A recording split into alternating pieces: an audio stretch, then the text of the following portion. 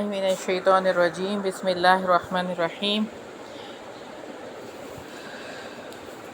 رب اشرح لی صدری ویسر لی امری واحلل عقدۃ من لسانی یفقہوا قولی۔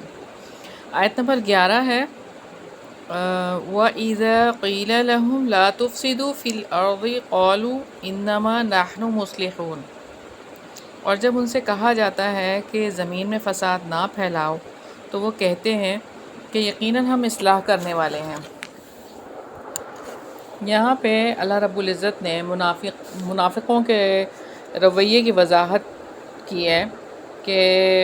جب زمین میں انہیں روکا جاتا ہے کہ آپ فساد نہ کریں،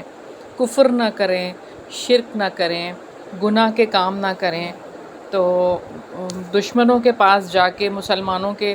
راز نہیں بتائیں، یعنی کافروں سے دوستی نہ کریں،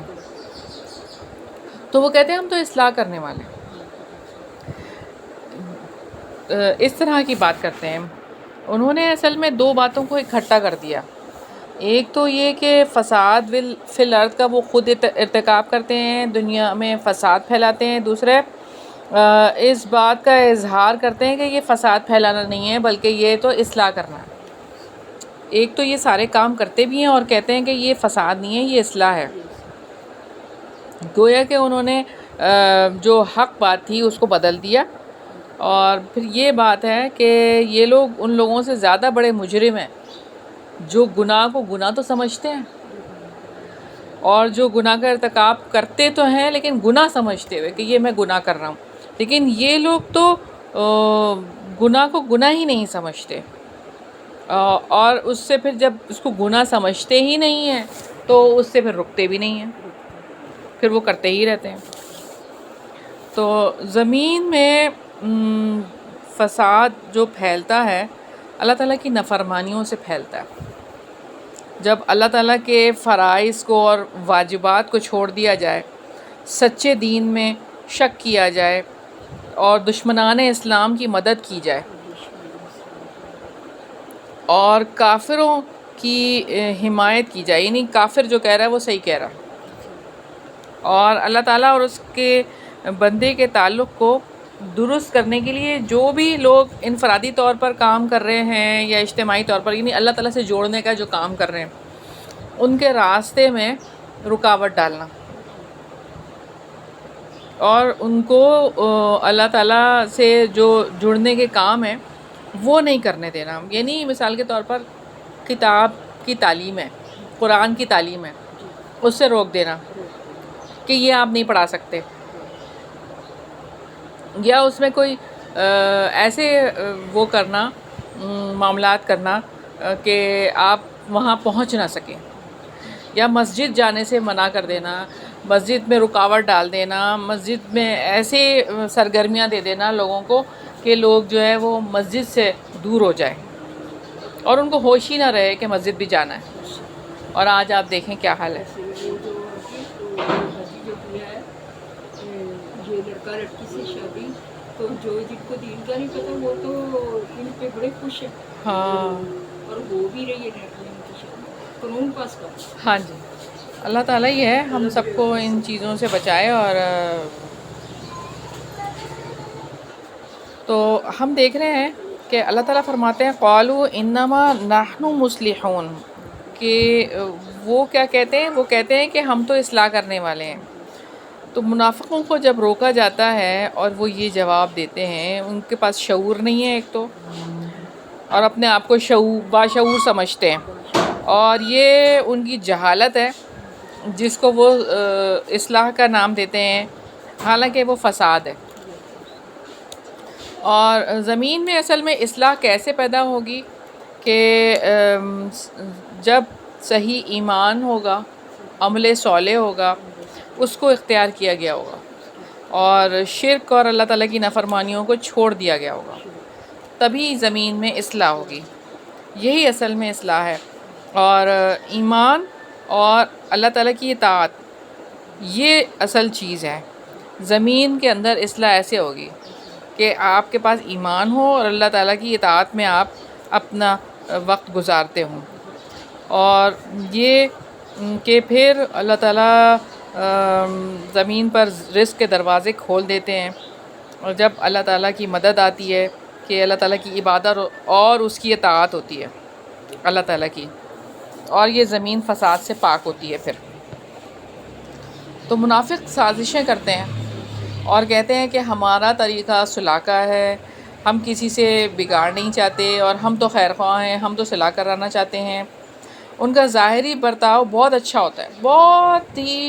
یعنی ہاں بہت ہی ایسے ہوتے ہیں کہ ایسا لگتا ہے یقین ہی نہیں آتا آپ کو کہ یہ شخص اندر سے کیسا ہوگا۔ یہ جو شیعہ فیملی ہے ہاں نا، نیت اخلاق والے ہیں، بڑے اخلاق والے ہیں۔ ہاں، تو کچھ لوگ ایسے ہوتے ہیں کہ بہت آپ کو لگتا ہے کہ بہت زیادہ ہیں، اور ان کی دوستیاں کافروں سے ہوتی ہیں، کافروں سے یہ دوستی بنا کے رکھتے ہیں مسلمانوں کو، جس کی وجہ سے سخت خطرات کا سامنا کرنا پڑتا ہے۔ یہ ان کی محض جہالت ہے جس کو وہ صلح کا نام دیتے ہیں، عین فساد ہے یہ،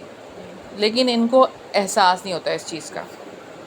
اگلی آیت ہے آیت نمبر 12، الا انہم هم المفسدون ولکن لا یشعرون، سن لو در حقیقت وہی لوگ فساد کرنے والے ہیں لیکن وہ نہیں سمجھتے۔ تو یہاں پر اللہ تعالیٰ نے یہ بات بتا دی ہے کہ کافروں سے دوستیاں بنانا ملک میں فساد پھیلانا ہے، اور یہ اللہ تعالیٰ سورہ انفال میں بھی فرماتے ہیں، اور جن لوگوں نے کفر کیا وہ ایک دوسرے کے دوست ہیں، اگر تم یہ نہ کرو گے تو زمین میں بڑا فتنہ اور بہت بڑا فساد ہوگا۔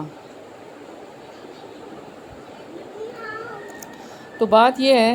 کہ اللہ رب العزت ایک اور جگہ پہ فرماتے ہیں، اے لوگو جو ایمان لائے ہو، مومنوں کو چھوڑ کر کافروں کو دوست نہ بناؤ۔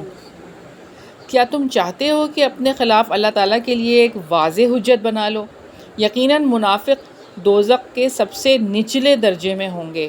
اور آپ ان کا ہرگز کوئی مددگار نہ پاؤ گے۔ تو اللہ تعالیٰ نے یہاں پہ واضح طور پر فرما دیا ہے کہ مومنوں کو چھوڑ کر کافروں کو دوست نہیں بنانا، اور یہ اگر کوئی ایسا کرے گا تو وہ منافق ہوگا اور وہ جائے گا جہنم کے سب سے نچلے درجے میں، نچلے حصے میں۔ اور ایسا یہ بات ہے کہ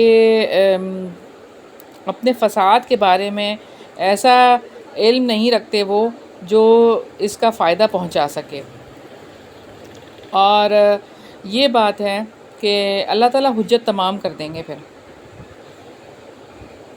ان کے برے اعمال کی وجہ سے، ان کے گناہوں کے سبب زمین پر پھر آفتیں آتی ہیں، مصائب نازل ہوتے ہیں جو غلے، پھلوں، درختوں اور نباتات کو بھی خراب کر دیتے ہیں۔ آپ دیکھ لیں جو حال ہے مسلمانوں کا اسی وجہ سے، ہاں اسی وجہ سے آپ دیکھ لیں کہ ہمارے اعمال ہی ہیں نا کہ جس کی وجہ سے ایسا حال ہو رہا ہے کہ ہم کافروں سے دوستیاں بناتے ہیں۔ مہنگائی بھی ہو گئی ہے اور دستی بھی بڑی آ گئی ہے آپ کو۔ اللہ تعالیٰ ہی سب کی مدد کریں اور اللہ تعالیٰ ہی ہمیں اس بحران سے نکالیں، اللہ کی مدد چاہیے، اور اللہ تعالیٰ ہمیں توفیق عطا فرمائیں کہ ہم ڈٹ جائیں، دین پر ثابت قدم ہو جائیں، ایمان والی زندگی اور عمل صالح والی زندگی اللہ تعالیٰ عطا فرما دیں۔ آیت نمبر 13 ہے، وَإِذَا قِيلَ لَهُمْ آمِنُوا كَمَا آمَنَ النَّاسُ قَالُوا أَنُؤْمِنُ كَمَا آمَنَ السُّفَهَاءُ أَلَا إِنَّهُمْ هُمُ السُّفَهَاءُ وَلَكِنْ لَا يَعْلَمُونَ۔ اور جب ان سے کہا جاتا ہے کہ ایمان لاؤ جس طرح لوگ ایمان لائے، تو کہتے ہیں کہ کیا ہم اسی طرح ایمان لائیں جس طرح بے وقوف ایمان لائے؟ سن لو، بے وقوف تو در حقیقت وہی لوگ ہیں لیکن وہ نہیں جانتے۔ منافقوں سے جب کہا جاتا تھا کہ ایمان لاؤ، یعنی نبی پاک صلی اللہ علیہ وسلم اور جو کچھ وہ اللہ تعالیٰ کی طرف سے لے کر آئے ہیں اس کی تصدیق کرو، یعنی قرآن کی، تو وہ لوگ جو تھے اور ان کی طرح ایمان لے کر آؤ، یعنی کہ ان سے مراد یہ کہ صحابہ کرام، مومنین اور صادقین جو اس زمانے میں تھے ان کی طرح، جیسے کہ ان کے دل اور زبان ایمان لے کر آئے، آپ بھی ویسے ہی ایمان لے کر آؤ، ان کو کاپی کرو، ان کو فالو کرو۔ تو ان کا جواب یہ ہوتا تھا، قالوا انؤمن کما آمن السفہاء، کہ ہم اس طرح ایمان لے کر آئیں جیسے بیوقوف، یعنی کہ منافق دراصل جھوٹے گمان میں جیتے ہیں، اور اسی وجہ سے انہوں نے کہا کہ ہم ویسے ہی ایمان لے کر آئیں۔ ان کے نزدیک صحابہ کرام بیوقوف کیوں تھے؟ نعوذ باللہ، کہ وہ یہ سمجھتے تھے کہ جنہوں نے اللہ تعالیٰ کی راہ میں اپنی جانیں دے دیں، اپنے مال دے دیے، سارا کچھ ہی دے ڈالا، یہ کیسے ہو سکتا ہے؟ ان کے دل میں یہ بات ہے، اور وہ اس چیز کو بیوقوفی اور حماقت سمجھتے ہیں کہ گھر بار چھوڑ دیا، لو ہجرت کر لی، اپنا سارا کچھ ہی چھوڑ دیا، اپنا وطن چھوڑ دیا، اور کفار سے دشمنی لے لی، جو سب سے بڑی سپر پاور ہے اس سے دشمنی لے لی، اور ان کے نزدیک عقل جو تھی وہ یہ تھی کہ یہ عقل کی بات نہیں ہے کہ ایسے کر لو، مصالحت کر لو، اور یہ کر لو اور وہ کر لو، تو اس کو وہ سمجھ رہے تھے کہ یہ ان کی بیوقوفی ہے، ایسے نہیں کرنا چاہیے تھا، اسی لیے وہ کہہ رہے ہیں کہ ایسے ایمان لے کر آئے ہم، اور اپنے آپ کو بہت دانشمند سمجھتے ہیں۔ تو بات یہ ہے کہ اللہ تعالیٰ کے نزدیک صحابہ کرام کا ایمان اصل میں یہ ایمان ہے۔ اللہ تعالیٰ نے جب یہ کہا ہے ایسے ایمان لے کر آؤ، اس کا مطلب جیسے وہ ایمان لے کر آئیں ویسا ایمان اللہ تعالیٰ کو پسند ہے، اور اللہ تعالیٰ چاہتے ہیں کہ ویسے ایمان لے کر آئیں۔ تو صحابہ کرام کو وہ اس طرح سے کہتے تھے کہ کیونکہ انہوں نے اسلام کا ساتھ دیا، دنیاوی جتنے بھی باتیں مفادات تھے ان سب کو چھوڑ دیا صحابہ کرام نے، اور قربان کر دیا، اور نبی پاک صلی اللہ علیہ وسلم کا ساتھ دیا، اسلام کا ساتھ دیا۔ تو منافق یہ کہتے تھے کہ یہ کیا کر رہے ہیں؟ تو یہ تو بڑی سعادت کی بات تھی کہ آپ دنیا کو ختم کر کے اپنی آخرت سنبھال لیں۔ ان کے سامنے آخرت کا کوئی تصور ہی نہیں ہے، وہ سمجھتے ہیں دنیا ہی دنیا ہے بس۔ تو اعلیٰ ترین مقاصد کے لیے جینا اصل جینا ہے، اعلیٰ ترین مقاصد کے لیے قربانی دینا ہی اصل قربانی ہے۔ دنیا جاتی ہے تو جائے، دنیا کتنے دن ہے؟ آج آپ دیکھ لیں، دولت ہے آپ کے پاس، مال ہے، بچے ہیں، اولاد ہے، سارا کچھ ہے، ابھی آپ کی جان نکلتی ہے کیا ہوتا ہے؟ آپ کے ہاتھ کیا آتا ہے؟ کچھ بھی نہیں آتا۔ جائے گا وہی جو آپ نے اعمال جمع کیے ہوں گے، وہ جو اعمال ہوں گے نا وہی آپ کے ساتھ جائیں گے۔ اور سچا مومن جو ہوتا ہے نا، وہ ہر وقت اپنے آپ کو اللہ کے حوالے کرتا ہے۔ جو لوگ فائدوں اور مصلحتوں کو اہمیت دیتے رہتے ہیں، ایسے لوگوں کی وفاداریاں جو ہوتی ہیں وہ دنیا کے فائدوں کے ساتھ ہوتی ہیں، اور دین کے ساتھ وہ ایک ظاہری صرف وہ تعلق بنا کے رکھ لیتے ہیں تاکہ نظر آتا رہے کہ ہاں یہ دیندار بھی ہے۔ وہ اسی کو عقل مندی سمجھتے ہیں۔ اولاد کو اپنے لگا دیتے ہیں دنیا کی پڑھائیوں میں، اور دنیا دنیا دنیا دنیا دنیا، اولاد کو دین سکھاتے ہی نہیں ہیں۔ کبھی کسی ماں نے کسی نے یہ سوچا کہ میرا بیٹا بڑا عالم بن جائے اور دین کو آگے لے کے پھیلانے والا بن جائے، اور اس طرح سے نہیں، وہ جو بالکل ہی جو پڑھنے سے بالکل قاصر رہ گیا اس کو مدرسے میں ڈال دیتے ہیں کہ بھائی چلو کچھ تو پڑھ لے گا یہ۔ تو بس یہ اس طرح کی باتیں ہیں کچھ جو کہ ہم دنیا میں دنیا دار لوگ کرتے رہتے ہیں۔ تو اللہ تعالیٰ نے منافقوں کے بارے میں واضح طور پر بتا دیا ہے کہ وہ خود ہی بیوقوف ہیں۔ اللہ تعالیٰ فرماتے ہیں الا انہم هم السفہاء ولکن لا یعلمون، کہ وہ تو خود ہی بیوقوف ہیں لیکن وہ جانتے ہی نہیں ہیں۔ وہ احمق ایسے ہیں اور بے عقل ایسے ہیں کہ جو اصل کام ہے، یعنی جو فائدہ ہے آخرت کا فائدہ، اس کو ہی نہیں دیکھتے،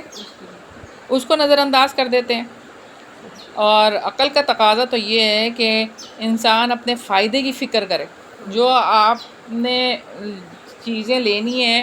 آگے جو ہمیشہ آپ کو کام آنی ہے، نفع کے حصول کے لیے کوشش کرے اور ضرر سے بچنے کے لیے۔ تو یہ صفت جو ہے وہ صحابہ کرام کے اندر تھی، اور یہاں پہ یہ بات ہے وَلَكِن لَا يَعْلَمُونَ، تو وہ یہ جانتے ہی نہیں ہیں، ان کو پتہ ہی نہیں ہے، وہ احمق ہیں جو منافق ہیں۔ اعلیٰ مقاصد کے لیے جینا کیا جینا ہے یہ ان کو پتہ ہی نہیں ہے، آخرت کے لیے جینا کیا جینا ہے یہ جانتے ہی نہیں ہیں، اس کی قدر ہی نہیں ہے ان کو، یہ دنیا کی رنگینیوں میں ہی کھوئے ہوئے ہیں۔ تو اللہ تعالیٰ نے صحابہ کرام کے ایمان کو معیار قرار دیا ہے کہ یہ اصل کسوٹی ہے، یہ اصل معیار ہے، اس طرح سے آپ نے ایمان لے کر آنا ہے۔ اور جیسے ہم دیکھتے ہیں سورہ بقرہ میں بھی ایک جگہ پہ اور اللہ تعالیٰ فرما رہے ہیں، پھر اگر وہ اس جیسی چیز پر ایمان لائیں جس پر تم ایمان لائے ہو تو یقیناً وہ ہدایت پا گئے، اور اگر وہ پھر جائیں تو یقیناً اب وہ مخالفت میں ہیں، چنانچہ عنقریب ان سے اللہ تعالیٰ آپ کو کافی ہو جائے گا، اور وہ سب کچھ سننے والا، سب کچھ جاننے والا ہے۔ تو یہاں پہ ہماری یہ آیت ہو گئی ہے، ہم یہیں تک ہی رکھتے ہیں، انشاءاللہ تعالیٰ آگے کل پڑھیں گے۔